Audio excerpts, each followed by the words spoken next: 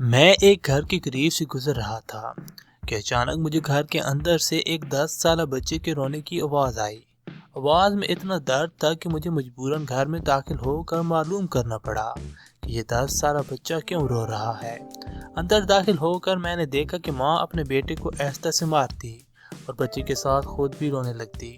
میں نے آگے ہو کر پوچھا، بہن کیوں بچے کو مار رہی ہو جبکہ خود بھی روتی ہو؟ اس نے جواب دیا کہ بھائی آپ کو تو معلوم ہے کہ اس کے والد اللہ کو پیارے ہو گئے ہیں اور ہم بہت غریب بھی ہیں۔ میں لوگوں کے گھروں میں مزدوری کرتی ہوں اور اس کی پڑھائی کا مشکل سے خرچ اٹھاتی ہوں۔ یہ ایک کم بخت سکول روزانہ دیر سے جاتا ہے اور روزانہ گھر دیر سے آتا ہے۔ جاتے ہوئے راستے میں کہیں کھیل کود میں لگ جاتا ہے اور پڑھائی کی طرف ذرا بھی توجہ نہیں دیتا، جس کی وجہ سے روزانہ اپنے سکول کی وردی گندی کر لیتا ہے۔ میں نے بچے اور اس کی ماں کو تھوڑا سمجھایا اور چل دیا۔ ایک دن صبح سبزی منڈی کچھ سبزی وغیرہ لینے گیا تو اچانک میری نظر اسی 10 سالہ بچے پر پڑی جو روزانہ گھر سے مار کھاتا تھا۔ کیا دیکھتا ہوں کہ وہ بچہ منڈی میں پھر رہا ہے اور جو دکاندار بھی اپنی دکان کے لیے کوئی سبزی لیتا اور اپنی بوریوں میں ڈالنے لگتا تو ان سے کوئی سبزی زمین پر گر جاتی اور وہ بچہ اسے فوراً اٹھا کر اپنی جھولی میں ڈال لیتا۔ میں یہ ماجرا دیکھ کر پریشانی میں مبتلا ہو رہا تھا۔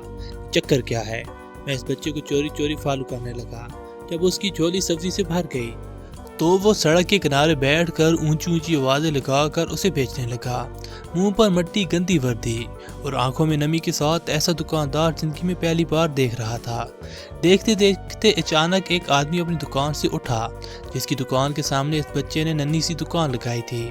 اس شخص نے آتے ہی ایک زوردار پاؤں مار کر اس ننھی سی دکان کو ایک ہی جھٹکے میں ساری سڑک پر پھیلا دیا اور بازو سے پکڑ کر اس بچے کو بھی اٹھا کر دھکا دے دیا۔ ننھا دکاندار آنکھوں میں آنسو لیے دوبارہ اپنی سبزی کو اکٹھا کرنے لگا اور تھوڑی دیر بعد اپنی سبزی کسی دوسری دکان کے سامنے ڈرتے ڈرتے لگا لی۔ بھلا ہو اس شخص کا جس کی دکان کے سامنے اب اس نے اپنی ننھی دکان لگائی۔ اس شخص نے اس بچے کو کچھ نہیں کہا۔ تھوڑی سی سبزی تھی، جلد ہی فروخت ہو گئی اور وہ بچہ اٹھا اور بازار میں ایک کپڑے والی دکان میں داخل ہوا اور دکاندار کو وہ پیسے دے کر دکان میں پڑا اپنا سکول بیگ اٹھایا اور بنا کچھ کہے سکول کی جانب چل دیا۔ میں بھی اس کے پیچھے پیچھے چل رہا تھا۔ جب وہ بچہ سکول گیا تو 1 گھنٹہ دیر ہو چکی تھی، جس پر اس کے استاد نے ڈنڈے سے اسے خوب مارا۔ میں نے جلدی سے جا کر استاد کو منع کیا کہ یتیم بچہ ہے، اسے مت مارو۔ استاد فرمانے لگے کہ سر یہ روزانہ 1 گھنٹہ دیر سے آتا ہے، میں روزانہ اسے سزا دیتا ہوں کہ ڈر سے سکول ٹائم پر آئے اور کئی بار میں اس کے گھر بھی پیغام دے چکا ہوں۔ بچہ مار کھانے کے بعد کلاس میں بیٹھ کر پڑھنے لگا۔ میں نے اس کے استاد کا موبائل نمبر لیا اور گھر کی طرف چل دیا۔ گھر جا کر معلوم ہوا کہ میں جو سبزی لینے گیا تھا وہ تو بھول ہی گیا ہوں۔ حسب معمول بچے نے سکول سے گھر آ کر ماں سے ایک بار پھر مار کھائی ہوگی۔ ساری رات میرا سر چکراتا رہا۔ اگلے دن صبح کی نماز ادا کی اور فوراً بچے کے استاد کو کال کی کہ منڈی ٹائم ہر حالت میں منڈی پہنچ جاؤ، جس پر مجھے مثبت جواب ملا۔ سورج نکلا اور بچے کا سکول جانے کا وقت ہوا اور بچہ گھر سے سیدھا منڈی اپنی ننھی دکان کا بندوبست کرنے نکلا۔ میں نے اس کے گھر جا کر اس کی والدہ کو کہا کہ بہن میرے ساتھ چلو، میں تمہیں بتاتا ہوں کہ آپ کا بیٹا سکول کیوں دیر سے جاتا ہے۔ وہ فوراً میرے ساتھ منہ میں یہ کہتے ہوئے چل پڑی کہ آج اس لڑکے کی میرے ہاتھوں خیر نہیں، چھوڑوں گی نہیں اسے آج۔ منڈی میں لڑکے کا استاد بھی آ چکا تھا۔ ہم تینوں نے منڈی کی 3 مختلف جگہوں پر پوزیشنیں سنبھال لیں اور ننھی دکان والے کو چھپ کر دیکھنے لگے۔ حسب معمول آج بھی اسے کافی لوگوں سے جھڑکیں لینی پڑی اور آخرکار وہ لڑکا اپنی سبزی فروخت کر کے کپڑے والی دکان کی طرف چل دیا۔ اچانک میری نظر اس کی ماں پر پڑی تو کیا دیکھتا ہوں، بہت ہی درد بھری سسکیاں لے کر زاروں گتار رو رہی تھی اور میں نے فوراً اس کے استاد کی طرف دیکھا۔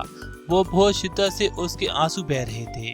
دونوں کے رونے میں مجھے ایسا لگ رہا تھا جیسے انہوں نے کسی مظلوم پر بہت ظلم کیا ہو اور آج ان کو اپنی غلطی کا احساس ہو گیا ہو۔ اس کی ماں روتے روتے گھر چلی گئی اور استاد بھی سسکیاں لیتے ہوئے سکول چلا گیا۔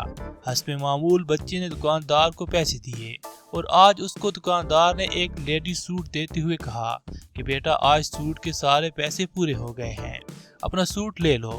بچے نے اس سوٹ کو پکڑ کر سکول بیگ میں رکھا اور سکول چلا گیا۔ آج بھی 1 گھنٹہ لیٹ تھا۔ وہ سیدھا استاد کے پاس گیا اور بیگ ڈیسک پر رکھ کر مار کھانے کے لیے پوزیشن سنبھال لی اور ہاتھ آگے بڑھا دیے کہ استاد ڈنڈے سے اس کو مارے۔ استاد کرسی سے اٹھا اور فوراً بچے کو گلے لگا کر اس قدر زور سے رویا کہ میں بھی دیکھ کر اپنے آنسوں پر قابو نہ رکھ سکا۔ میں نے اپنے آپ کو سنبھالا اور آگے بڑھ کر استاد کو چپ کرایا اور بچے سے پوچھا کہ یہ جو بیگ میں سوٹ ہے وہ کس کے لیے ہے؟ بچے نے جواب دیا کہ میری ماں امیر لوگوں کے گھروں میں مزدوری کرنے جاتی ہے، اس کے کپڑے پھٹے ہوئے ہوتے ہیں، اس کے پاس جسم کو مکمل ڈھانپنے والا کوئی سوٹ نہیں ہے، اس لیے میں نے اپنی ماں کے لیے یہ سوٹ خریدا ہے، یہ سوٹ اب گھر لے جا کر ماں کو دوں گا۔ میں نے بچے سے سوال پوچھا، جواب نے میرے اور اس استاد کے پیروں کے نیچے سے زمین ہی نکال دی۔ بچے نے جواب دیا، نہیں انکل جی، چھٹی کے بعد میں اسی درزی کو سلائی کے لیے دے دوں گا اور روزانہ تھوڑے تھوڑے پیسے جمع کر کے سلائی دوں گا، جب سلائی کے پیسے پورے ہو جائیں گے تب میں اسے اپنی ماں کو دوں گا۔ استاد اور میں یہ سوچ کر روتے جا رہے تھے کہ ابھی اس معصوم کو اور منڈی جانا پڑے گا اور لوگوں سے دھکے کھانے پڑیں گے اور ننھی دکان لگانی پڑے گی۔ آخر کب تک غریبوں کے بچے ننھی دکانیں لگاتے رہیں گے؟